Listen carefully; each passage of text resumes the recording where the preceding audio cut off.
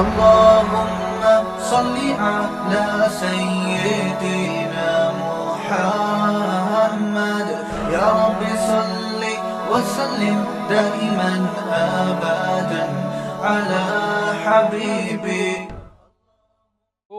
چلتا ہوا دریا جو ہے، چلتا ہوا پانی، وہ فریش ہوتا ہے. ہماری باڈی میں نا جب تک یہ چلتی پھرتی رہے گی، مختلف قسم کے فضلات اس کے ہماری باڈی سے مختلف طریقوں سے نکلتے رہیں گے تو فٹ رہیں گے ہم. کہیں بھی بریک لگا دی نا، اب اللہ نے مختلف طریقے رکھے ہیں. ایک طریقہ ہے پسینہ، اس سے بھی ہماری باڈی فریش ہوتی ہے. قبض ہو جائے کسی کو تو ٹینشن میں آئے گا نا، خوراک ہم کھاتے ہیں وہ بھی خارج ہوتی ہے. نبی صلی اللہ علیہ وسلم حجامہ کرواتے تھے، مہینے میں ایک دفعہ تھوڑا سا بلڈ نکال دیتے تھے، اس سے بھی ہماری باڈی کیا رہتی ہے؟ فریش رہتی ہے. خواتین کو مینسز ہوتے ہیں، ان کی انرجی کا بہت بڑا حصہ اس میں ضائع ہوتا ہے، لیکن وہ مینسز ان کی صحت کے لیے ضروری ہیں. بچے کی ولادت ہوتی ہے، نفاس کا خون آتا ہے، بہت زیادہ ان کی انرجی اس میں ضائع ہوتی ہے، لیکن وہ ان کی صحت کے لیے ضروری. یہ ساری چیزیں باڈی کو ریفریش کرنے کے لیے ہوتی ہیں. ریفریش سمجھتے ہیں؟ کمپیوٹر میں جب سسٹم میں گڑبڑ ہو تو کیا مارتے ہیں اس کو؟ ریفریش. ریفریش سے کام نہ چلے ری اسٹارٹ. ری اسٹارٹ سے بھی کام نہ چلے سافٹ ویئر اڑا دو، اس کا دوسرا ڈال دو اس میں. تو پسینہ نکلنا بھی ضروری ہے بھائی، خون نکلنا بھی ضروری ہے. اسی طرح جب شادی ہوتی ہے تو بھی انرجی استعمال ہونا شروع ہوتی ہے، وہ بھی ہماری باڈی کا حصہ ہے. جو لوگ بہت عرصہ اپنی بیویوں سے دور رہتے ہیں، سال سال 2 سال، ان کے بھی دماغ خراب ہونا شروع ہوتا ہے. صرف مینٹلی ڈسٹرب نہیں ہوتے، ان کی باڈی بھی خراب ہوتی ہے. بڑھاپا جلدی آتا ہے ان لوگوں میں. تو اللہ کا بنایا ایک نے، جو عورتیں بچے کی ولادت روک لیتی ہیں وہ بھی جلدی بوڑھی ہو جاتی ہیں، کیونکہ وہ بھی ایک پروسیس ہے اللہ نے رکھا ہے، ان کی انرجی اس طرح سے یوٹیلائز ہو. بچے کی ولادت میں، بلیڈنگ میں وہ انرجی یوٹیلائز ہوگی تو باڈی ریفریش ہوگی. اگر وہ انرجی روک لی جائے کہ جی طاقت استعمال نہ ہو جائے کہیں، تو وہ رکنے سے کیا ہوگا؟ ایسا ہی ہے جیسے پانی میں، تالاب میں پانی رک گیا تو پانی کا بیڑا غرق ہو گیا. پرانا پانی نکلے گا تو نیا پانی بولو آئے گا. تو اس لیے تھوڑا سا اپنے آپ کو مشقت ہو. کل میں سویا نہیں ہوں گرمی کی وجہ سے، پسینے پسینے پسینے پسینے پسینے. ہم نے کہا کوئی بات نہیں، انجوائے کرو اسی کو، ٹھیک ہے، ایسی کی تیسی، سمجھتے ہو، انجوائے کرو انہیں پسینوں کو. تو اس لیے اپنے دیکھو، ہمارے مذہب پہ چلنا اس وقت تک ممکن ہی نہیں ہے جب تک آپ محنت کے عادی نہ ہو. اس وقت تک مذہب پہ چلنا ممکن ہے نہیں، کیونکہ مذہب آپ سے جگہ جگہ آپ کی خواہشات چھڑواتا ہے. تو جو برگر فیملی بچہ ہوگا، جو بالکل ہی چھوئی موئی زندگی گزارے گا، وہ کیسے شریعت پہ چل سکتا ہے؟ شریعت پہ چلنا نفس کی خواہش کی مخالفت کے بغیر ممکن نہیں ہے.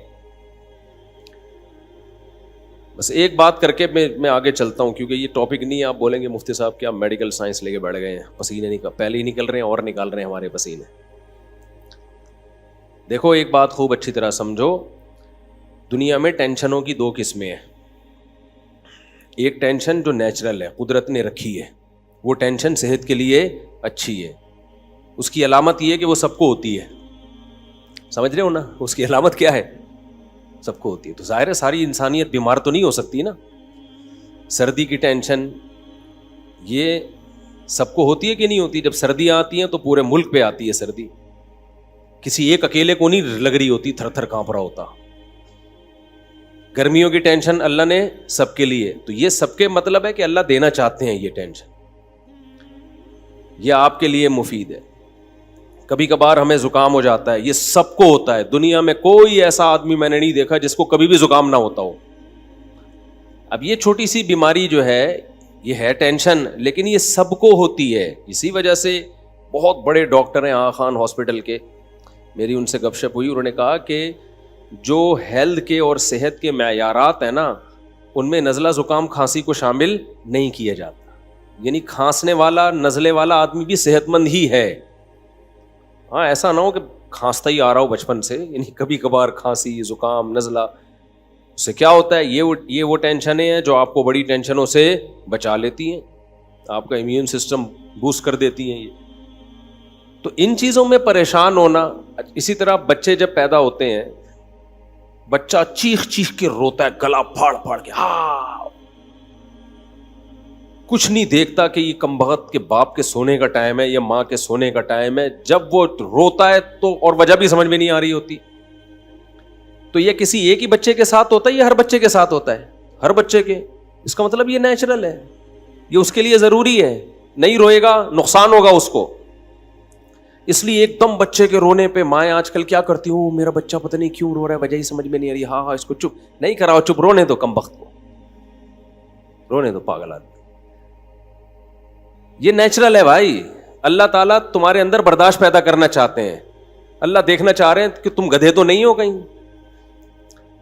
دیکھو قرآن کہتا ہے کہ میں نہ کسی کا زبانی دعویٰ قبول نہیں کرتا جب تک اس کو آزما نہ لوں. یہ قرآن کے الفاظ ہیں سورہ عنکبوت کے. تو ہر انسان دعویٰ کرتا ہے میں خوش اخلاق ہوں, میرے اندر برداشت ہے. تو اللہ بچے کو کہتے ہیں چیخ, رو, بلا وجہ رو, کوئی ریزن نہیں ہونی چاہیے, اور ایسے ٹائم پہ رو جب ان کمبختوں کے سونے کا ٹائم ہو. اب جو پاگل ہے ان کو غصہ آئے گا بچے کے اوپر, حالانکہ بچے کو کوئی قصور ہے, اس کو کیا پتا کہ سونے کا ٹائم ہے, جاگنے کا ٹائم ہے. تو پاگلوں کو غصہ کس پر آئے گا؟ بچے پر. وہ چیخیں گے چپ ہو جا, خاموش ہو جا, بے وقت چیختا ہے, گلا, مائیں کیا کہہ رہے تھے, گلا دبا دوں گی تیرا. تو فرشتے لکھ دیتے ہیں کہ ہے انسان, لیکن یہ جو ماں باپ ہیں یہ اصل میں گدھے ہونے چاہیے تھے. فرشتوں نے ان کو کیا بنا دیا, یعنی ہے انسان, سافٹ ویئر کون سے ڈلے ہوئے ہیں ان میں؟ ڈنکی والے. گدھے کا نامناسب ہے. سافٹ ویئر جو ان میں ڈلے ہوئے ہیں وہ کون سے ڈلے ہوئے ہیں؟ ڈنکی کے. اس لیے یہ بہت بہترین معیار ہے کسی کے اخلاق کو جانچنے کا کہ بچے پہ اس کو غصہ آ رہا ہے کہ نہیں آ رہا. اگر بچے پہ آ رہا ہے نا, جو ناسمجھ بچہ ہے, اس پہ غصہ آنا اس کی علامت ہے کہ آپ ادھر سے آؤٹ ہیں. بالغ پہ غصہ آنا بنتا ہے کیونکہ وہ جو کر رہا ہے جان کے کر رہا ہے, غلط کر رہا ہے. وہ بچے کو کیا پتا بھائی صحیح کیا ہے اور غلط کیا ہے. تو بچے پہ کیوں غصہ آ رہا ہے آپ کو؟ اس کا مطلب آپ اوپر سے فارغ ہیں. آپ کو تکلیف ہونا ایک الگ بات ہے. تکلیف ہوتی ہے کہ بھائی نیند خراب ہو رہی ہے, صبح آفس جانا ہے, دفتر جانا ہے, چلو سمجھ میں آ رہا ہے. غصہ کس بات پہ آ رہا ہے؟ بچے پہ. اس میں تھوڑی اتنی سینس ہے. تو بچے کا رونا یہ نیچرل ہے, سمجھتے ہو. ہاں کوئی تکلیف ہو رہی ہے یا بہت زیادہ ہی روئے چلا جا رہا ہے تو ایک الگ بات ہے, لیکن صرف رونے پر پریشان ہونا یہ بیوقوفی ہے.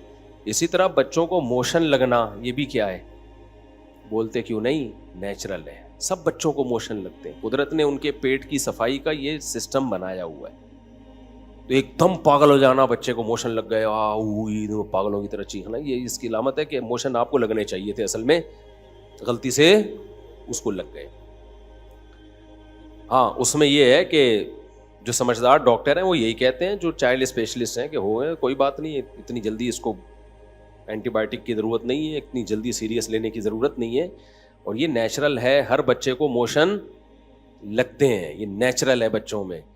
تو ہاں بہت زیادہ نہ ہو جائیں, اور وہ جو ڈاکٹر احتیاطی تدبیریں بتاتے ہیں وہ کرتے رہیں آپ, ORS وغیرہ. میں ڈاکٹر نہیں ہوں, کہیں کسی بچے کو 3 دن سے موشن لگے ہوئے آپ نے اور لگا دیے, اس کا مادہ فاسدہ سارا ہی نکل گیا. حکیم صاحب کا قصہ سناتا ہوں نا میں, کہ مادہ فاسدہ حکیم صاحب نے کہا اس کا نکالو. ایک حکیم صاحب ہر ایک کو موشن کی دوا دیتے تھے. تو عطائی حکیم نا, جعلی حکیم ہوتے ہیں.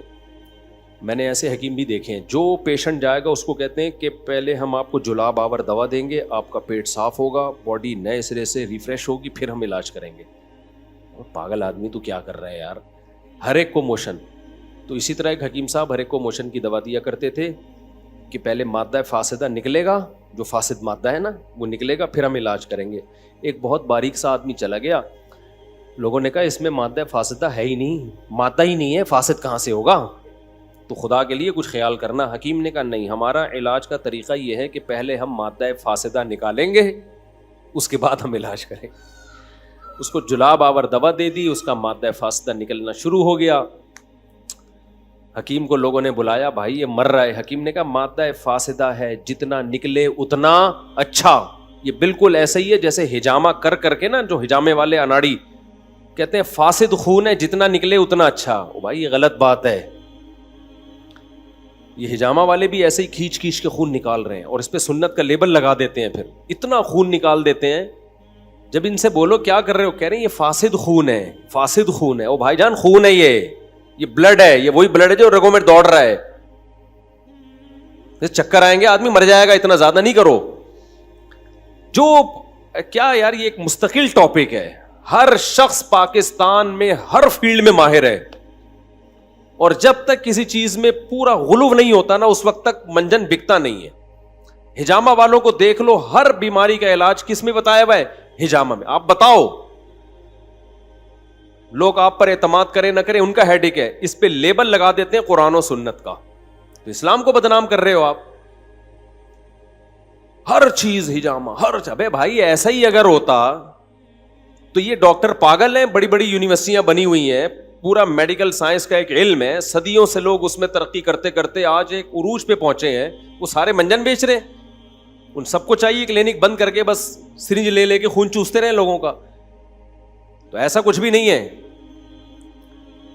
تو میں ہر طبقے سے ملتا ہوں, جتنے پھینکو پاکستان میں, قسم اٹھا کے کہہ سکتا ہوں, جتنے پھینکو آپ کو پاکستان میں ملیں گے, پوری دنیا میں اتنے بڑے بڑے پھینکو کہیں بھی نہیں ہے. خیر کیا کریں اب, کہاں وہ مادہ فاسدہ نکال کے پھر ہم بیان شروع کرتے ہیں.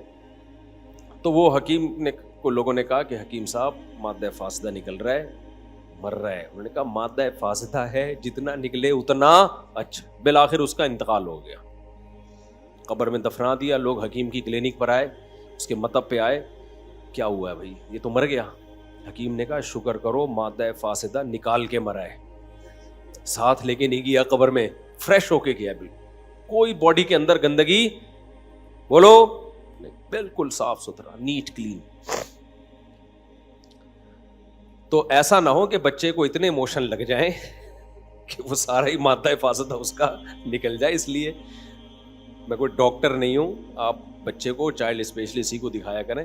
لیکن میں صرف ایک آپ کو سمجھانے کے لیے کہ چھوٹی چھوٹی چیزوں پہ جو بہت زیادہ ہم لوگ ایک دم ہائپر ہو جاتے ہیں, مائیں بھی پاگل ہو جاتی ہیں, ہائے کیا ہو گیا, ہائے کیا ہو گیا. کچھ بھی نہیں ہوا بھائی. سب بچوں کے ساتھ رونا پیٹنا بھی ہوتا ہے, چیختے بھی ہیں, چلاتے بھی ہیں, موشن بھی ہوتے ہیں, اور بخار بھی ہوتا ہے بچوں کو. اور بچپن میں جتنا بخار ہو جائے نا وہ زیادہ اچھا ہے.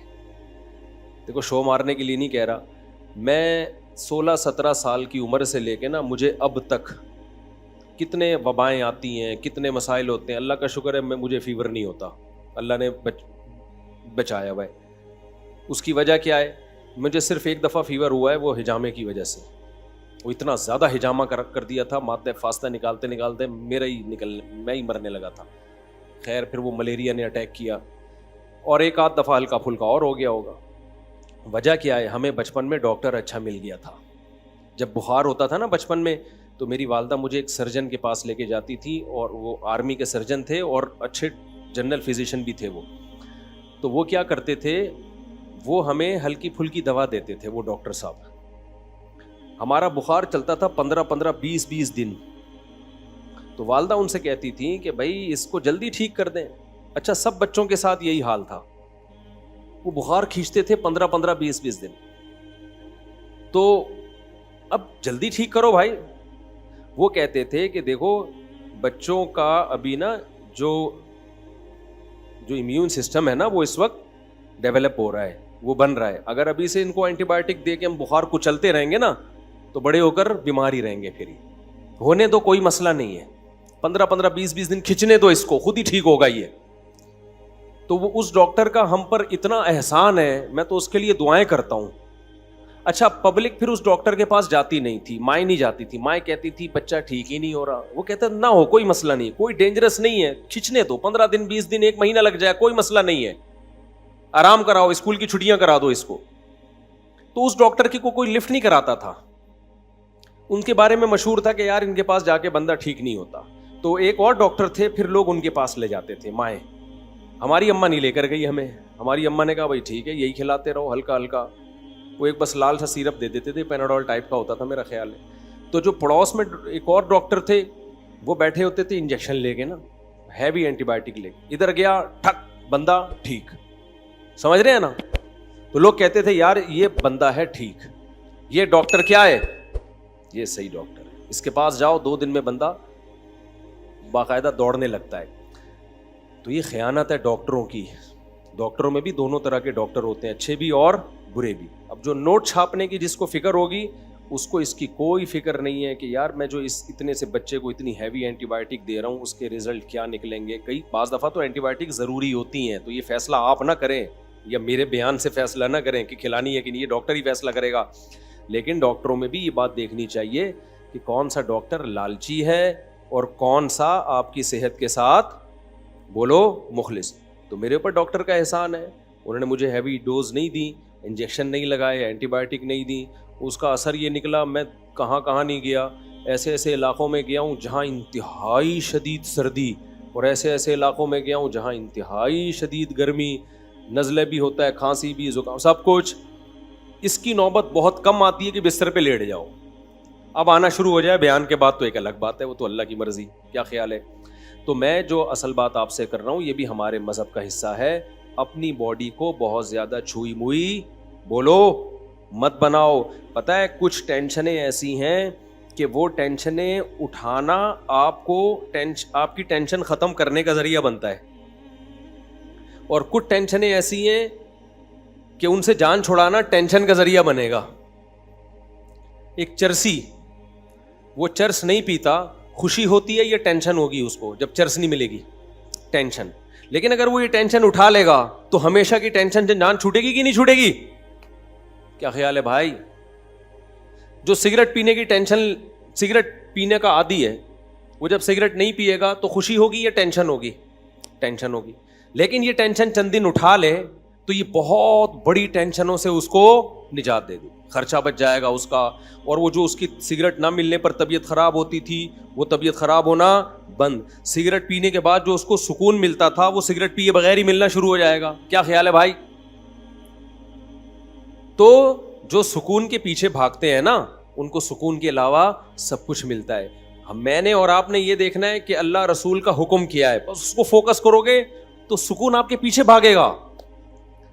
ابھی لوگ سکون مارکیٹوں میں جا کے خریدنے کی کوشش میں, یہ خریدنے والی چیز نہیں ہے, دل اللہ کے ہاتھ میں ہے. نبی صلی اللہ علیہ وسلم نے فرمایا کہ انسان کا قلب بین اصبعی الرحمن, رحمان کی 2 انگلیوں کے بیچ میں ہے, 2 انگلیوں کے بیچ میں, جس طرف کو چاہتا ہے پلٹا دیتا ہے.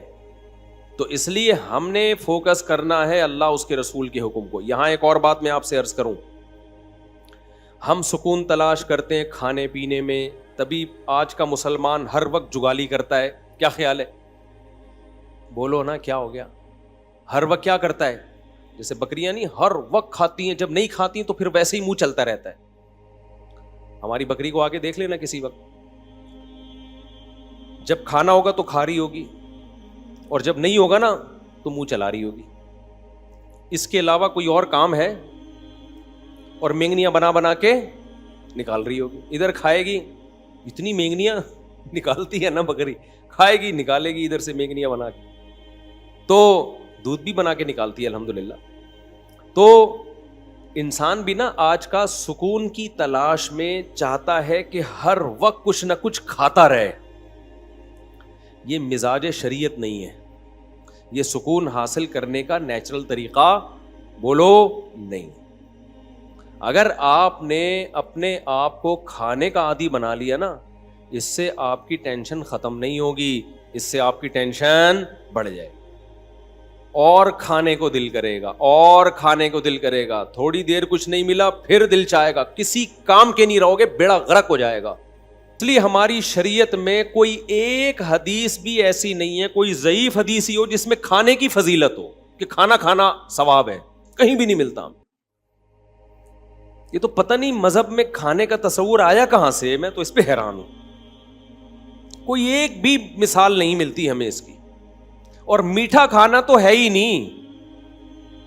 ایک تو ہم لوگوں نے جرم یہ کیا کہ کھانا اسلام کے کھاتے میں ڈال دیا, تبھی جتنے مذہبی لوگ ہیں ان میں میجورٹی آپ کو کھانے پینے والی نظر آئے گی. کیوں؟ اس لیے کہ مذہب میں کھانے پینے کی رسومات ہم نے بڑھا دی. تیجے کا کھانا، 40ویں کا کھانا، پھر محرم کا حلیم، یہ سارے مذہبی کھانے ہیں نا. بھائی جان کیا ہو گیا؟ دیکھو محرم کا حلیم، پھر 40واں بھی ہوتا ہے کو محرم کا، پھر ربیع الاول آیا، وہ تو فرسٹ ربیع الاول سے لے کے بلکہ ربیع الاول سے پہلے سے ہی کھانے شروع ہو جاتے ہیں اور چلتے ہیں ربیع الاول کے اینڈ کے بعد، یعنی ربیع الثانی تک بھی چلتے ہیں. وہ پھوڑنے پھاڑنے کا ہی مہینہ کہلایا جاتا ہے. کھاتے رہو، دیگیں، بریانی، مٹھائیاں. ابھی کوئی صاحب کے بیٹا پیدا ہوا، مٹھائی لے کر آ گئے ہمارے لیے. اللہ ان کے برکت دے ماشاءاللہ. مٹھائیوں کا رواج ختم کرو. سمجھتے ہو یہ مٹھائی جو ہے ہمارے مذہب سے میچ نہیں. ہمارے مذہب سے پتہ ہے کیا چیز میچ کرتی ہے؟ گوشت، جس سے وزن نہیں بڑھتا. ہمارے نبی نے بچہ پیدا ہونے پر مٹھائی کا حکم دیا یا بکرا کاٹنے کا حکم دیا ہے؟ بولتے کیوں نہیں؟ گوشت. تو ہمارے نبی تو ہمیں گوشت خور بنانا چاہتے ہیں جس سے وزن بڑھتا نہیں ہے، اور ہم کیا کرتے ہیں؟ ہر خوشی پہ کیا کر رہے ہوتے ہیں؟ مٹھائی. تو ہم لوگوں کو لڈو بنانا چاہتے ہیں. کیا خیال ہے بھائی؟ ہم لوگوں کو کیا بنانا چاہ رہے ہیں؟ لڈو. 3 میٹھے ہیں جو شریعت میں جس کی فضیلت ہے کہ انجیر ہے، جس کا اللہ نے قرآن میں بڑا زبردست ذکر کیا. انجیر میں جس ٹائپ کا گلوکوز ہوتا ہے وہ ایک الگ ٹائپ کا ہے، جو ڈاکٹر کی اس کو الگ نام دیتے ہیں اس کو. دوسرا ہے شہد، اس میں بھی ڈیفرنٹ ٹائپ کا گلوکوز ہوتا ہے. اور تیسری چیز ہے کھجور، اس میں دونوں طرح کا گلوکوز ہوتا ہے. تو اس کے علاوہ تو ہمیں نہیں ملتا کوئی. ادھر سے آپ صلی اللہ علیہ وسلم نے کوئی جلیبی کبھی کھائی ہو، یا کبھی آپ صلی اللہ علیہ وسلم نے برفی کھائی ہو؟ مٹھائیوں کے نام ہیں ہی نہیں. کھا لیں آپ، ہم بھی کبھی کبھار کھا لیتے ہیں. اس پہ مذہب کا لیبل بولو. یہ میرا بیان جو ہے نا، آپ کہیں گے مفتی صاحب کس ٹائپ کا بیان لے کے بیٹھ گئے ہو آپ. یہ میں وہ باتیں آپ کے سامنے کر رہا ہوں جو ہماری سوسائٹی کی نیڈ ہیں. دیکھو اسلام کی خوراکوں پہ اگر غور کرو گے نا تو پتہ چلے گا کہ اسلام آپ کو ایکٹیو بنانا چاہتا ہے. اسلام آپ کو سست نہیں بنانا چاہتا. ہمارے جو دیندار حضرات ہیں یا مسلم قوم ہے، ان کی خوراکیں ایسی ہیں کہ یہ کمبخت چست ہو ہی نہیں سکتے. تو جو چست نہیں ہو سکتا وہ مذہب پہ کیسے عمل کر سکتا ہے؟ نہیں آ رہی میرا خیال ہے بات. مذہب میں نا سستی منع ہے. نبی صلی اللہ علیہ وسلم نے فرمایا اللہم انی اعوذ بک من الجبن ومن الکسل. اے اللہ بزدلی سے بھی تیری پناہ مانگتا ہوں اور سستی سے بھی تیری پناہ مانگتا ہوں. اسلام ایک پورا پیکج ہے. اگر سستی سے نبی نے پناہ مانگی ہے، سستی کو کی حوصلہ شکنی کی ہے، تو یہ ہو سکتا تھا اسلام آپ کو خوراکیں وہ کھلائے جو آپ کو کولیسٹرول کا ڈبہ بنا دیں، سست بنا دیں، اور پھر چستی کی ترغیبیں دیں. اس کا مطلب دیکھو ایک ڈاکٹر ورک شاپ کروا رہا ہو اور آپ کو ایکٹیو رہنے کے طریقے بتا رہا ہو، اور پھر ہر ایک کے سامنے رسگلے کے ڈبے لا کے رکھ دیے ہوں، تو آپ کہیں گے ڈاکٹر صاحب آپ کی باتوں میں اور آپ کے ایٹیٹیوڈ میں تضاد ہے. یہ دونوں آپس میں ملتی نہیں. اور آسان مثال، ایک ڈاکٹر آپ کو کینسر کے خلاف موٹیویٹ کر رہا ہو، سمجھا رہا ہو کینسر بہت خطرناک ہے، کینسر سے دور بھاگو، کینسر سگریٹ سے ہوتا ہے، کینسر موٹاپے سے ہوتا ہے، کینسر فلانی چیز سے ہوتا ہے، کینسر ڈمکانی چیز سے ہوتا ہے. اس کے بعد پھر سٹا لگا رہا ہے بیٹھ کے. اور آپ گئے ایک ڈبہ آپ کو بھی پکڑا ہے گولڈ لیف، یہ لیجیے کیٹو کنگ سائز فلٹر. ہمارے دور میں یہی ایڈ آتے تھے، اب پتہ نہیں کیا آ رہے ہیں، یہ کھائی. آپ بولو گے ڈاکٹر صاحب وہ کیا تقریر تھی وہ جو آپ گھنٹوں سے کر رہے تھے؟ تو ڈاکٹر کیا اصل میں مجھے لیکچر کے پیسے ملتے ہیں، تو لیکچر تو میں نے دینا ہے بھائی. اس لیکچر کے تو مجھے پیسے ملتے ہیں تو وہ تو میں نے دینا تھا، اس لیے باقی اب یہ ہمارا آپس کا معاملہ ہے، ہم سگریٹ پیتے ہیں کہ نہیں پیتے. تو آپ بولو گے ٹھیک ہے، پھر آپ ایک ایز اے لیکچرار بہت ایک اچھے ہیں، آپ ایز اے موٹیویشنل اسپیکر آپ کی 2 ٹکے کی حیثیت نہیں ہے، آپ تو لوگوں کو ڈی موٹیویٹ کر رہے ہیں. تو آپ مجھے ایک بات بتاؤ، ہمارے نبی صلی اللہ علیہ وسلم اگر خوراکیں ہمیں وہ بتاتے جو ہمیں سست بنائیں اور ترغیب ہمیں چست رہنے کی دیتے، تو کیا آپ اللہ کے پیغمبر ہوتے ہیں؟ بولتے کیوں نہیں، پھر ہوتے اللہ کے پیغمبر؟ پھر نہیں ہوتے۔ آپ کو پتا ہے یہ جو کھانا پینا ہے نا، یہ ہمارے مذہب کا بہت اہم ٹاپک ہے، یہ ہلکا نہیں ہے۔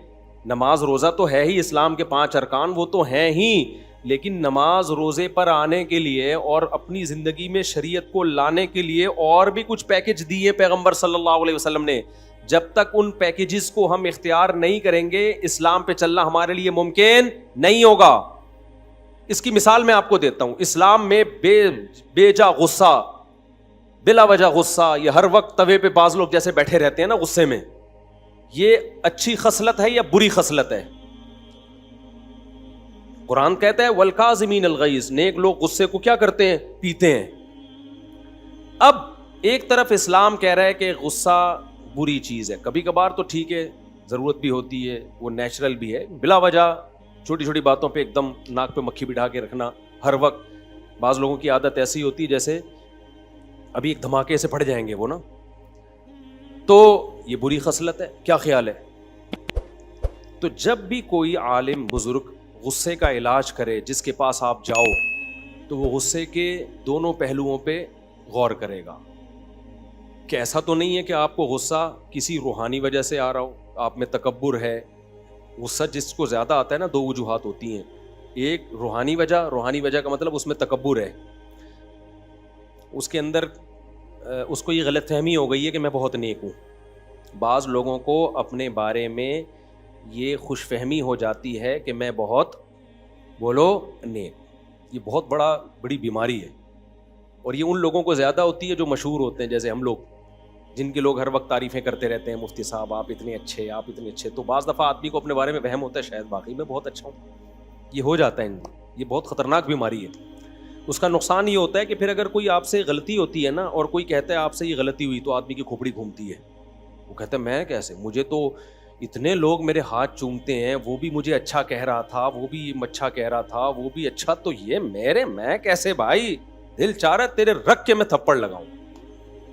بھائی جتنا بھی اچھا ہو جائے، یہ کسی کتاب میں لکھا ہوا ہے کہ اب آپ سے کوئی غلطی نہیں ہو سکتی؟ یہ کسی کتاب میں لکھا ہوا ہے؟ لکھا ہوا بھی ہوتا تو وہ کتاب میں غلط لکھا ہوا ہے، اس کا مطلب ہے، ٹھیک ہے نا؟ تو یہ جن لوگوں کو ایسے غصہ آتا ہے نا، یہ روحانی مسئلہ ہے ان کے ساتھ۔ ان کو اپنے بارے میں بل الانسان علی نفسہ بصیرہ، قرآن کہتے ہیں انسان اپنے بارے میں باخبر ہوتا ہے، اس کو پتا ہوتا ہے میں کتنے پانی میں ہوں، لیکن وہ اپنے بارے میں اپنی رپورٹ کے بجائے دوسروں کی رپورٹوں پہ اعتماد کرتا ہے۔ لوگ کہہ رہے ہیں بھائی بہت اچھا، تو وہ اپنے بارے میں خوش فہمی میں۔ یہ بہت مسئلہ مذہبی اسکالرس کے ساتھ بھی ہوتا ہے، اور جو بھی اس طرح کے ذرا مشہور لوگ ہوتے ہیں نا، ان کے بگڑنے کے چانس زیادہ ہوتے ہیں۔ وہ وہم ہو جاتا ہے کہ میں بہت، ایک صاحب تھے، انہیں کوئی بوڑھا بھی ذرا سی نصیحت کرتا نا تو وہ بہت غضبناک ہوتے ہیں، یہ بھی نہیں دیکھتے کہ یار بوڑھے کا تو تھوڑا سا یہ عمر میں آپ سے زیادہ ہے، ٹھیک ہے علم میں نہیں ہوگا لیکن عمر کا بھی تو کوئی خیال ہوتا ہے نا۔ ایک نوجوان عالم کو جب کوئی بوڑھا تنبیہ کر رہا ہو تو اس عالم کو اپنے علم کو ایک طرف رکھ لینا چاہیے، اس بوڑھے کے بڑھاپے کا خیال کر لینا چاہیے کہ یار بڑے بزرگ ہیں، چھوڑو ڈانٹ کھا لو تھوڑی دیر کے لیے۔ تو وہ جو ان عالم کو نا بہت زیادہ غصہ آتا تھا، کوئی بھی نصیحت کرے بہت زیادہ غصہ آتا تھا۔ تو میں بڑا پریشان تھا کہ یار ان مولانا کو ہو کیا گیا ہے، کوئی ذرا سی بات کرتا ہے ایک دم ایسے، اور بات بھی صحیح کر رہا ہوتا ہے وہ۔ تو کسی نے بڑا اچھا تبصرہ کیا، انہوں نے کہا اصل میں ان مولوی صاحب کو اپنے بارے میں یہ وہم ہو گیا ہے کہ میں بہت نیک، بعض دفعہ ہو جاتا ہے انسان ہے، تو یہ وہم دور کرنے کی ضرورت ہے کہ حضرت آپ کو بہت زیادہ نیک نہیں ہے، ایسے ہی ہیں جیسے سب لوگ ہوتے ہیں۔ اب اس کا مطلب یہ نہیں کہ آپ علماء کو جا کے بتانا شروع کر دیں حضرت آج ہمیں پتہ چلا آپ اتنے ہیں نہیں، تو آپ کا کام علماء سے عقیدت محبت ہی ہے، سمجھ رہے ہو؟ ہاں کوئی واضح غلطی نظر آئے 2 اور 2 4 کی طرح تو اس پہ ایک دفعہ تنبیہ کر دی جائے، لیکن خود عالم کی تو ذمہ داری ہے نا وہ اپنے بارے میں غور کرے، حد سے زیادہ خوش فہمی میں مبتلا نہ ہو۔ تو غصہ ختم کرنے کا ایک روحانی بھائی یہ وجہ ہے، تو جو بزرگ ہوں گے، سچی مچی کے بزرگ ہوں گے، وہ آپ کے اس ٹیکنیکل فالٹ کو دور کریں گے، آپ کے اندر سے خود پسندی کو ختم کریں گے، بھائی نارمل رہو، جیسے سارے ہیں نا ایسے ہی بن کے رہو۔ دوسرا غصے کا بعض دفعہ سبب کوئی روحانی سبب نہیں ہوتا, جسمانی سبب ہوتا. آپ بلڈ پریشر کے مریض ہیں تو ظاہر ہے آپ کو بات بات پہ بولو غصہ آئے گا. تو جو اللہ والے بزرگ ہوں گے وہ آپ کے غصے کے علاج کے لیے یہ بھی کہیں گے کہ بھائی ڈاکٹر کو بھی دکھاؤ, کوئی جسمانی بیماری تو نہیں ہے کہ ہر تھوڑی دیر کے بعد آپ کی رگ پھڑکنا شروع کر دیتی ہے, بیٹھے بیٹھے ایسا لگتا ہے جیسے کسی نے نیچے سے چولہا جلا دیا ہو. کیا خیال ہے بھائی؟ بعض لوگ ہوتے ہیں بیٹھے بیٹھے نا ایسا لگتا ہے کوئی چولہا جلا کے چلا گیا ہے, آرام سے بیٹھے ہوئے تھے ایک دم پتہ نہیں کیوں پھٹکنا شروع ہو گئے. ہوتا ہے کہ نہیں ہوتا؟ تو وہ کیا ہے بھائی؟ یا تو بلڈ پریشر کی بیماری ہے, یا اعصابی کمزوری ہے, پٹھے کمزور ہو گئے ہیں, مسل کمزور ہو گئے ہیں, برداشت ختم.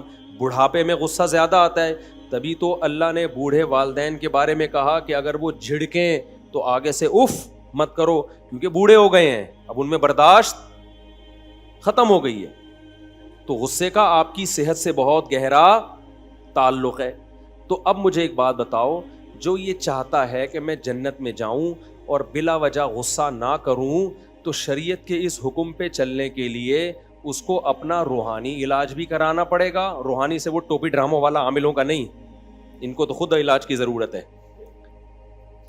تو اب مجھے ایک بات بتاؤ, جو جہنم سے بچنا چاہتا ہے اس کو اپنے غصے پہ کنٹرول کرنا پڑے گا کہ نہیں پڑے گا؟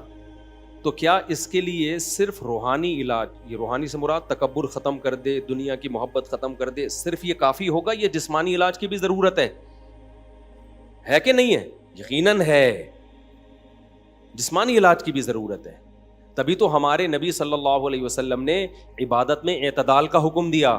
فرمایا تمہاری جان کا بھی تم پر حق ہے. بعض صحابہ پوری رات نماز پڑھتے تھے تو نبی نے ان کو منع کیا. وجہ اس کی کیا ہے؟ بھائی آپ کی صحت خراب ہوگی تو آپ کا گھر والوں کے ساتھ ایٹیٹیوڈ خراب ہوگا, آپ ڈپریشن میں کوئی الٹا کام کرو گے جا کے. فوجیوں میں دیکھو نا, رات کو ٹائم پہ سلایا جاتا ہے, وہ سلانا بھی گورنمنٹ کی طرف سے پابندی ہے, سوئے گا تو, ان کو پتا ہے نہیں سوئے گا صبح اٹھ کے کیا کرے گا. جو جنگ لڑنے والے ہوتے ہیں یا جہاں بھی سیکیورٹی کا مضبوط نظام ہوتا ہے نا, تو اس میں ملازمین کو سلانا بھی پابندی ہوتی ہے. سونا, ہم جب مدرسے میں پڑھتے تھے نا تو ہم پہ یہ بھی پابندی تھی کہ آپ نے اتنے بجے لازمی سو جانا ہے. مجھے یاد ہے میرے استاذ بہت زیادہ اس بات پہ سختی کرتے تھے کہ دوپہر قیلولہ کیا ہے کہ نہیں کیا. ان کو پتا ہوتا ہے ان کمبختوں نے اگر دوپہر نہیں سوئے نا تو یہ پڑھیں گے نہیں, پھر یہ تھکے تھکے رہیں گے, پڑھائی میں دل نہیں لگے گا ان کا. تو یہ خوب سمجھ لیں, مذہب پہ چلنے کے لیے, اللہ کو راضی کرنے کے لیے جیسے روحانی بیماریوں کا علاج کرنا ضروری ہے, ایسے ہی جسمانی بیماری کا علاج بھی ضروری ہے. اس کے بغیر آپ مذہب پہ نہیں چل سکتے. تو جیسے غصہ اسلام میں بری چیز ہے, خوش اخلاقی اچھی چیز ہے. نبی صلی اللہ علیہ وسلم نے فرمایا قیامت کے دن میرے سب سے قریب وہ ہوگا جس کے اخلاق سب سے اچھے ہوں گے. تو کیا مطلب سارے بلڈ پریشر کے مریض نبی کے ساتھ ہوں گے قیامت کے دن؟ بولو نا بھائی. نہیں, بلڈ پریشر والوں کا وہ تو کہاں ہوں گے, وہ تو اچھے اخلاق ان کے بہت مشکل ہے نا. اسی طرح یاد رکھو, ہاں ایک اللہ کی طرف سے بیماری مسلط ہو گئی, اس پہ تو پھر صبر کا ثواب ملتا ہے. وہ تو اللہ کی, جیسے ایوب علیہ السلام ساری زندگی بیمار رہے ہیں, اس میں ایوب علیہ السلام کا قصور نہیں تھا, وہ بیماری کس کی طرف سے تھی؟ اللہ کی. اور علماء کہتے ہیں ایسی بیماری میں صبر کی توفیق بھی ملتی ہے, جس میں انسان کی اپنی حماقت نہ ہو, بلکہ یہ کس کی طرف سے ہو؟ اللہ کی طرف سے ہو. ہماری بیماریاں ہماری اپنی حماقتوں سے ہیں, اللہ کی طرف سے نہیں ہیں, اپنی حماقتوں سے ہیں. تو اب میں یہ اتنی لمبی تمہید کے بعد آپ سے عرض کر رہا ہوں کہ اسی طرح جیسے اسلام میں غصہ حرام ہے, بد اخلاقی حرام ہے, اسی طرح اسلام میں سستی بھی کیا ہے؟ بولو, حرام. سست آدمی نماز پڑھ سکتا ہے؟ فجر میں دیکھ لو, فجر میں کسی بھی مسجد میں پکے نمازیوں کا ریشو دیکھو, عام لوگوں کی بات نہیں میں کر رہا, کتنے تھوڑے نمازی ہوتے ہیں. تو یہ کیا اس کی علامت ہے کہ اتنے جو تھوڑے نمازی ہیں یہ اس لیے ہیں کہ قوم چست بہت ہے, ایکٹیو بہت ہے. نمازیوں سے نہیں اٹھا جاتا, نمازیوں سے فجر میں نہیں اٹھا جاتا. کیوں؟ سست ہیں. اور بہت سارے کام ہمارے دیکھ لو, ایک کام نہیں ہے, صرف نماز پڑھ کیسے رہے ہوتے ہیں, ایسے پڑھ رہے ہوتے ہیں. ایک صاحب کو میں نے دیکھا نماز پڑھ رہے ہیں, ایک ٹانگ پہ پورا زور, پھر تھوڑی دیر میں یہ والی ٹانگ ہلکی, دوسری. ابے تجھ سے سیدھا کھڑا نہیں ہوا جا رہا ہے یار, اللہ کے سامنے تم کھڑے ہو, اتنی سستی, یہ سستی ہے نا بھائی. سست آدمی کبھی سیدھا کھڑا ہو سکتا ہے؟ بولو, وہ ٹیڑھا میڑا ہی ہوگا. ہمارے شیخ حضرت مفتی رشید احمد صاحب رحمہ اللہ جب بیان کرتے تھے نا تو ٹیک لگا کے نہیں کرتے تھے, حالانکہ ان کی عمر 75-76 سال میں بھی ایسے کمر سیدھی رکھ کے بیٹھتے تھے یوں, اور کوئی ٹیڑھی کمر کے ساتھ بیٹھا ہوتا تھا نا یوں کر کے اس کو ڈانٹ کے سیدھا کر دیتے تھے. حضرت کو ہم نے نہیں دیکھا کبھی سیڑھیوں سے اترتے ہوئے سہارا لیا ہو, سیڑھیوں پہ چڑھتے ہوئے بھی ایسے ٹھک کر کے جاتے تھے. آج کیا ہے, پہلی منزل پہ جانا ہے لفٹ کے ذریعے جا رہا ہے. بھائی 2 سیڑھیاں چڑھ لے, یہ بہت ضروری ہے تیرے لیے, تھوڑے سے گھٹنے ایکٹیو رہیں گے نا. ابھی ایک کارپینٹر کو میں نے اپنے گارڈ کے ساتھ انڈا موڑ بھیجا. یہ انڈا موڑ یہ جہاں سے یعنی قریب ہی ہے, میرا خیال ہے 1.25 کلومیٹر ہے یہ. وہ کارپینٹر آدھے راستے میں بیٹھ گیا کہ تھوڑا ریسٹ کرنے دو, 1.25 کلومیٹر چلنے کے لیے. کتنا ہے, 100 میٹر نہیں, 100 میٹر سے تھوڑا زیادہ ہے. چلے اس پہ ہم بعد میں ڈسکس کریں گے. وہ بیٹھ گیا بیچ میں, جوان آدمی. تو یہ قوم کی حالت ہے, تو یہ جہاد کرے گی ہیں, یہ جہاد کرے گی؟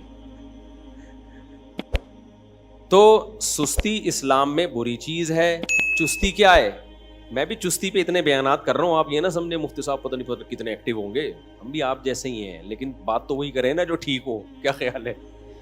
تو اب مجھے ایک بات بتاؤ, جب ہمیں صحابہ میں کوئی سست نہیں ملتا, اور اتنی قربانیاں سست لوگوں کا کام ہے ہی نہیں جو قربانیاں صحابہ نے دی. خالد بن ولید نے روم اور فارس کے بخی ادھیڑ کے رکھ دیے تھے.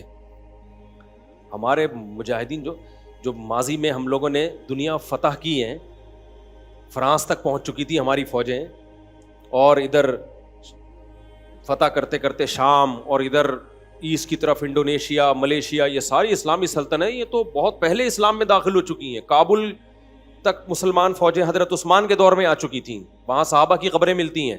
ازبکستان, آذربائیجان, یہ سب حضرت عثمان کے دور میں فتح ہو چکا تھا. تو یہ سست لوگوں کا کام ہو سکتا ہے؟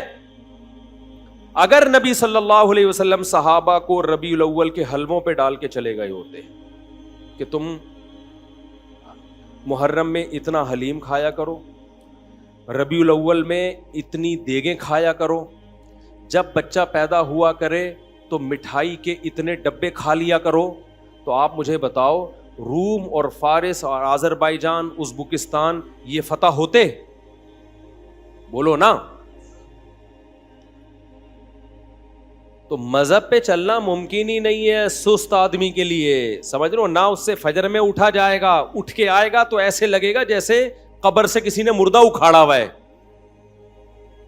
آپ دیکھ لو نا, جو سست بچے ہوتے ہیں آپ ان کو اٹھاؤ تو صحیح, ایسے مرے ہوئے آ رہے ہوتے ہیں جیسے تجھے پھانسی کے پھندے کی طرف لے کے جا رہے ہیں, ہم پھانسی گھاٹ کی طرف لے کے جا رہے ہیں. پھر آگے بیٹھے گا تو وضو خانے میں بیٹھ جائے گا, وہیں جھومتا رہے گا بیٹھ کے. پھر وضو خانے سے اس کو اٹھاؤ گے, آگے کھڑا ہوگا, پھر عجیب اسٹائل سے کبھی ایک پاؤں پہ سہارا لے کے ادھر, کبھی ادھر, کبھی پھر ناک میں کھجا رہا ہے, کبھی کان میں انگلی گھما رہا ہے. نہ نماز میں خشوع و خضوع, نہ وضو تمیز سے ہوگا اس کا, عجیب. تو یہ کیا ہے بھائی؟ یہ کسی کام کا نہیں ہے, یہ امت پہ بوجھ ہے, یہ نمازیوں کو بدنام کر رہا ہے. بوڑھا امام ہوتا ہے نا, بوڑھا امام, وہ بیچارہ سمجھ میں آتا ہے کہ رکوع میں گیا دیر, اللہ اکبر کہہ دیا اور رکوع میں جانے میں دیر ہو گئی, سجدے میں جانے میں دیر ہو گئی, سجدے سے اٹھنے میں دیر ہو گئی. بوڑھے ہوتے ہیں وہ تو مجبور ہیں بیچارے, بڑھاپے میں ہو جاتے. میں نے جوان امام دیکھے ہیں سجدے میں جا رہے ہیں, اللہ اتنا لمبا اللہ اکبر کہ پبلک سجدے میں پہلے پہنچ چکی ہے, امام صاحب ابھی راستے میں پہنچے. یار آپ تو 30-35 سال کے ابھی ینگ ہو, آپ اتنا لیٹ پہنچ رہے ہو, سردے میں اتنا لیٹ پہنچ رہے ہو. اور چلو شادیوں میں دولہا اپنی شادی میں لیٹ آتا ہے, میں تو نکاح پڑھاتا ہوں نا یہاں, دولہا لیٹ آدھا گھنٹہ 1 گھنٹہ. میں کہتا ہوں جس کمبخت کو اس کی شادی موٹیویٹ نہیں کر سکی ٹائم پہ پہنچنے کے لیے, وہ باقی کون سے کام ٹائم پہ کرے گا؟ یا تو بیزار ہے, تیری پسند کی شادی نہیں ہو رہی, یا تو سست ہے کہ پسند کا کام بھی اتنی سستی سے ہو رہا ہے. یہی وجہ ہو سکتی ہے نا بھائی تیری. کبھی چلو حادثہ بھی ہو جاتا ہے, ٹریفک جیم ہے, کوئی مسئلہ ہو گیا, لیکن نارملی بھی لوگ یہی کر رہے ہوتے ہیں. ہم بیٹھے ہوئے ہیں نکاح پڑھانے, ہم ٹائم پہ پہنچے ہوئے ہیں, حالانکہ میری نہیں ہو رہی شادی, پھر بھی میں ٹائم پہ پہنچا ہوا ہوں. اور اگلا کیا کر رہا ہے جو دولہا ہے, 1 گھنٹہ لیٹ, 1.5 گھنٹہ لیٹ. بس کر یار, تو نماز کیسے ٹائم پہ پڑھے گا جب تیری جو شادی جس میں اتنی دلچسپی ہے تجھے, وہ تو اتنی لیٹ کر رہا ہے, گھنٹہ بعد پہنچ رہا ہے تو. تو یہ مقصد کہ یہ قوم سست ہے یا نہیں ہے, مجھے یہ بتاؤ. یہ خدا کی قسم بہت بڑا عیب ہے ہمارے اندر, اس کو ہلکا مت سمجھو, بہت بڑا عیب ہے. نبی صلی اللہ علیہ وسلم کو سستی پسند نہیں ہے. اور آپ صلی اللہ علیہ وسلم کی صحیح بخاری کی حدیث ہے, آپ صلی اللہ علیہ وسلم نے فرمایا, ہم خطبوں میں یہ حدیث سنتے ہیں نا, خیر القرون قرنی ثم الذین یلونہم ثم الذین یلونہم. یہ بہت زیادہ ہم نے سنی ہے حدیثیں. آپ کو پتہ ہے پوری حدیث ہم نے نہیں سنی, ہم یہاں تک حدیث سنا کے بریک لگا دیتے ہیں. ہمیں پتہ ہے آگے ہم نے بیان کی تو ہو سکتا ہے میرے ہی خلاف جا رہی ہو وہ حدیث, کیونکہ میرے ابھی دفتر میں بھی مٹھائی کا ڈبہ رکھا ہوا ہے, نیت خراب ہو رہی تھی میری بھی. تو نبی صلی اللہ علیہ وسلم نے فرمایا سب سے بہترین امت میری یعنی صحابہ کی, پھر ان کے بعد والی بھی سب سے بہترین یعنی تابعین کی, پھر ان کے بعد والی بھی یعنی تبع تابعین کی. فرمایا اس کے بعد شر پھیلے گا, اور شر میں آپ نے 2 چیزوں کو خصوصیت سے ہائی لائٹ کیا. فرمایا 1 جھوٹ پھیل جائے گا, نمبر 2 موٹاپا پھیلے گا. سمجھ میں آ رہی ہے بات؟ موٹاپے سے مراد ہے سستی, کیونکہ موٹاپا قدرت کی طرف سے ہوتا ہے, وہ نیچرل ہے. بہت چست لوگ بھی ہم نے بھاری جسم والے دیکھے ہیں, بہت کم خوراک والے لوگ بھی ہم نے بھاری جسم والے دیکھے, یہ قدرت کی طرف سے ہے. کسی کا پیٹ نکلا ہوا ہو تو اس سے بدگمان ہونے کی اجازت نہیں ہے. نیچرلی بھی لوگوں کا پیٹ ہوتا ہے, کسی بیماری کی وجہ سے نکل جاتا ہے. میں نے ایسے علماء دیکھے ہیں 24 گھنٹے میں 1 ٹائم کھاتے ہیں, وہ بھی بہت ہلکا, لیکن پیٹ نکلا ہوا ہے ان کا, قدرت کی طرف سے. صحابہ میں بھی ایسے تھے, بعض بھاری جسم کے, بعض دبلے جسم کے. لیکن یہاں وہ موٹاپا مراد ہے. تمام محدثین ایک ہی بات لکھتے ہیں, اس سے نیچرل جو موٹاپا ہوتا ہے وہ مراد نہیں ہے. یہاں وہ موٹاپا مراد ہے جو کھانے کی وجہ سے ہوا ہو. سمجھ میں نہیں آ رہی بات؟ اسی وجہ سے اس حدیث کی تشریح میں علماء نے لکھا ہے کہ نبی کی حدیث کا مطلب یہ ہوا کہ اس امت میں 2 بیماریاں سب سے پہلے آئیں گی, ایک زیادہ کھانا, دوسرا جھوٹ. دوسرا کیا آئے گا بھائی؟ جھوٹ. بات کریں گے تو جھوٹ بولیں گے. ہر آدمی کیا بول رہا ہے آج, کیا کر رہا ہے آج کل؟ جب بھی کوئی بات کر رہا ہوتا ہے پتہ ہی نہیں چلتا کہ سچ بول رہا ہے کہ جھوٹ بول رہا ہے. قسمیں اٹھا لے گا, پوری بات ہی نہیں کرے گا کبھی بھی. تو اور دوسرا کھانا, کھائے جا رہے ہیں. اور مجھے اللہ کی قسم اس پہ افسوس نہیں ہو رہا کہ زیادہ کیوں کھا رہے ہو بھائی, یہ تو ڈاکٹروں کا ٹاپک ہے نا کہ کم کھاؤ, میرا ٹاپک تھوڑی ہے. مجھے افسوس اس پر ہو رہا ہے کہ اس پہ مذہب کا لیبل کیوں لگا رہے ہو. یہ میرا ٹاپک ہے, یہ ڈاکٹروں کا ٹاپک نہیں ہے. مذہب کا لیبل مت لگاؤ, مذہب میں پھوڑنا پھاڑنا پسند بولو نہیں ہے. اور مٹھائیوں کو ختم کر دو مارکیٹ سے. ہمارے نبی صلی اللہ علیہ وسلم نے جو ہمیں کھانے پینے کی چیزیں بتائی ہیں خوشی کے موقع پہ, وہ گوشت بتایا ہے, مٹھائیاں نہیں بتائی ہیں. وہ کیا بتایا ہے؟ اسلام میں تہوار ہیں. عید الفطر پہ آپ صلی اللہ علیہ وسلم نماز عید سے پہلے کھجور کھایا کرتے تھے.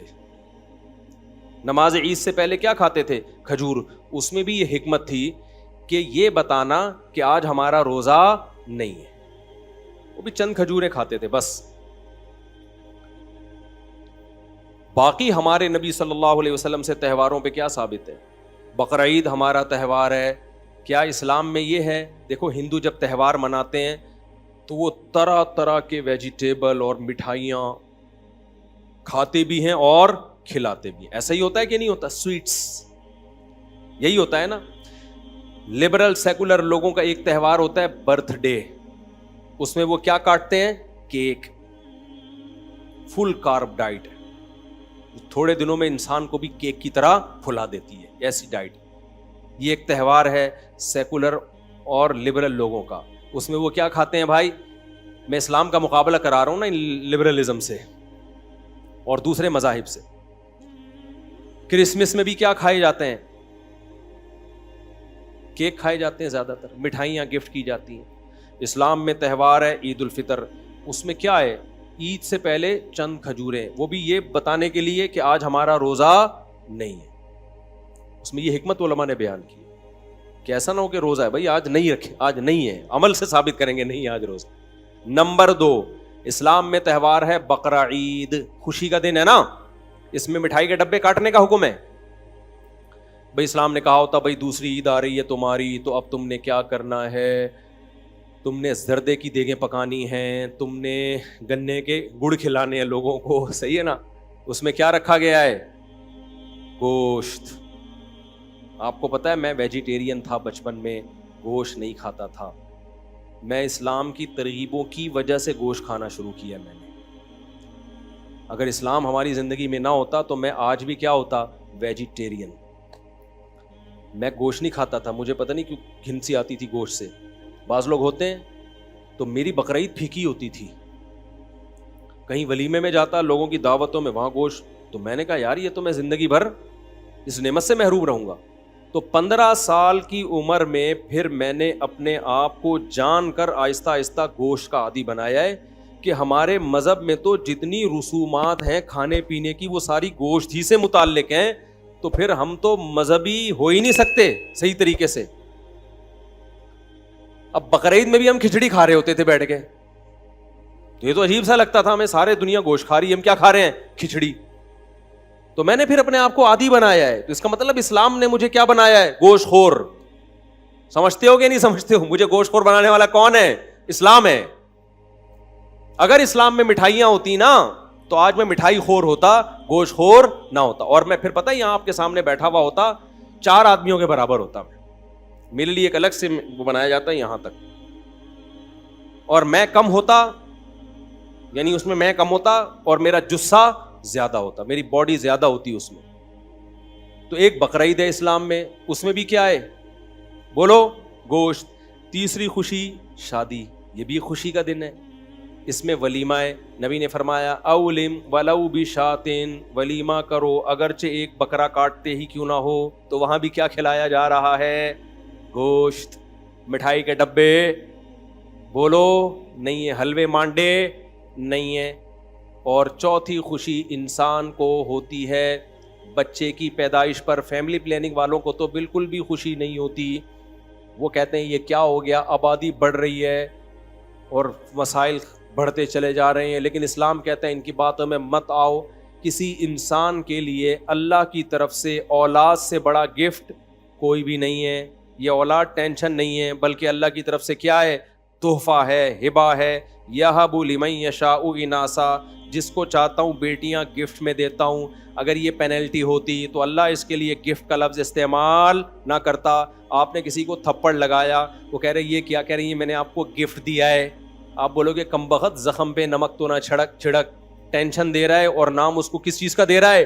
گفٹ کا. تو اللہ نے اولاد کے لیے کیا کہا؟ گفٹ ہے. تو اب مجھے ایک بات بتاؤ, اللہ میاں نے اس خوشی کے موقع پر بھی مٹھائی کا تذکرہ, رسگلوں کا, گلاب جامن کا, حلوے مانڈوں کا, کسٹرڈ کا, اور گاجر کے حلوے کا, اور کدو کے حلوے کا, اور کتنے حلوے رہ گئے ہیں؟ سوہن حلوہ. سوہن حلوے پہ اتنے فراڈ ہوتے ہیں آپ کو کیا بتاؤں میں.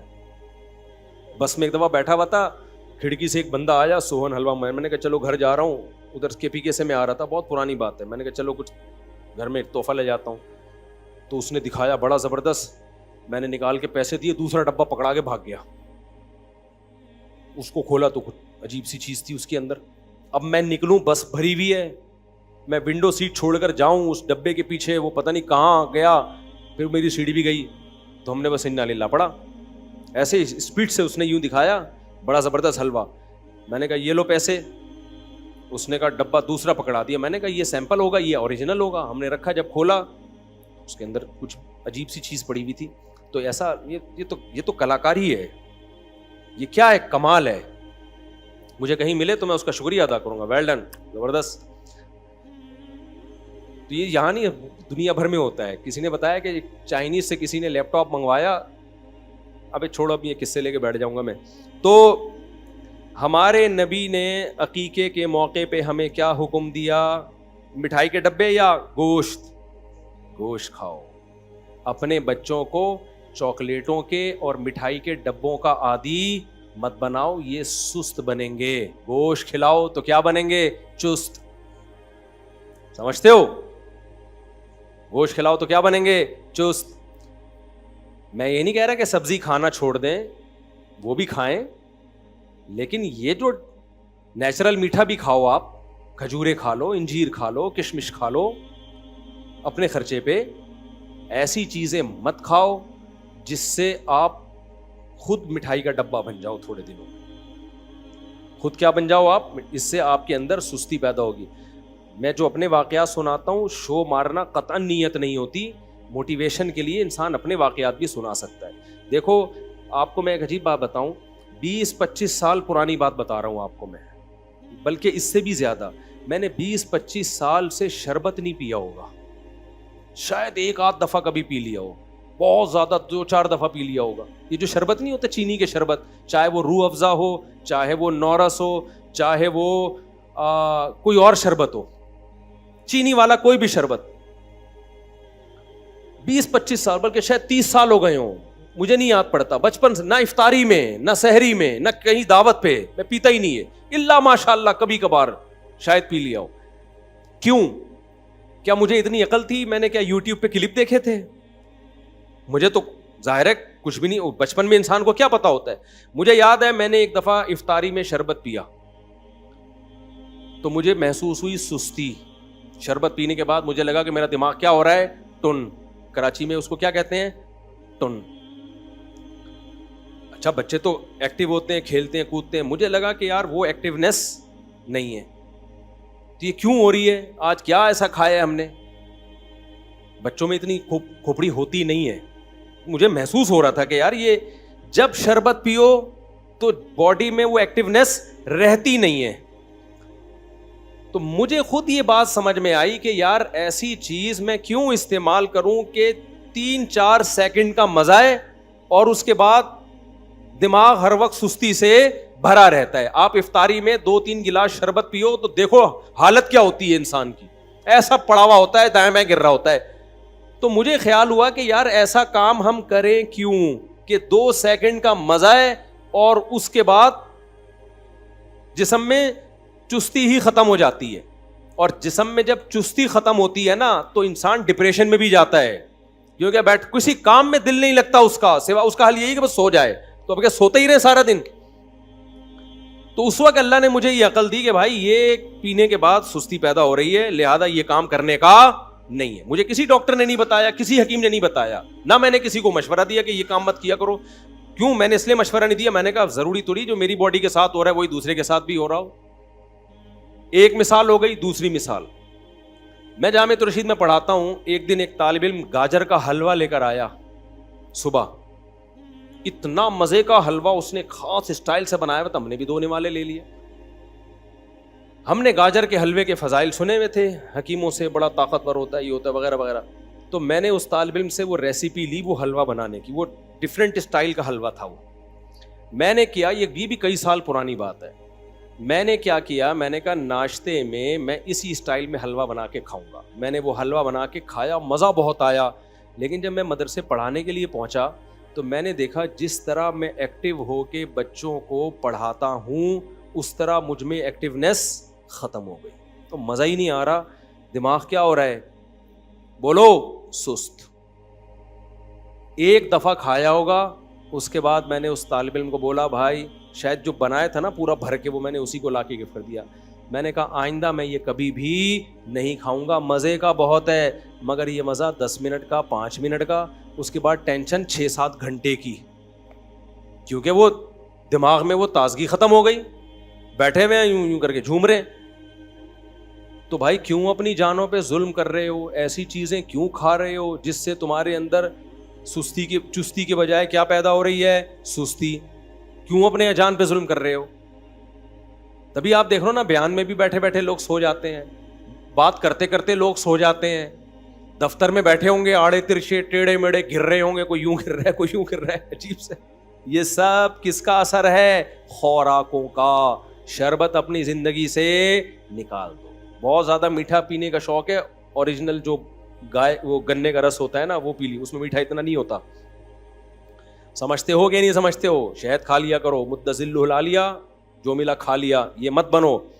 تو ہماری شریعت میں اس کا بڑا اہتمام کیا گیا ہے کہ آپ کی خوراک کم ہونی چاہیے اور آپ کی خوراک اچھی ہونی چاہیے, تاکہ ایک صحت مند معاشرہ وجود میں آئے. آپ میں جسم بھاری نہ ہو, آپ چست رہیں, آپ میں سستی نہ ہو, تاکہ آپ شریعت کے احکامات کو خوش دلی کے ساتھ بجا لائیں. آپ کا دماغ فریش ہوگا. گھر میں بیگم سے بات اچھے طریقے سے کریں, بچوں سے بات اچھے طریقے سے کریں. اگر آپ کھا کھا کے پھوڑ کے گھی کا ڈبہ بن گئے تو آپ ٹینشن کی ایک مشین بن چکے ہیں. جہاں جائیں گے ہر شخص کو ڈر ہوگا کہ کسی بھی وقت کچھ بھی کہہ سکتا ہے, کیونکہ اس کے غصے کا کچھ پتہ نہیں چلتا.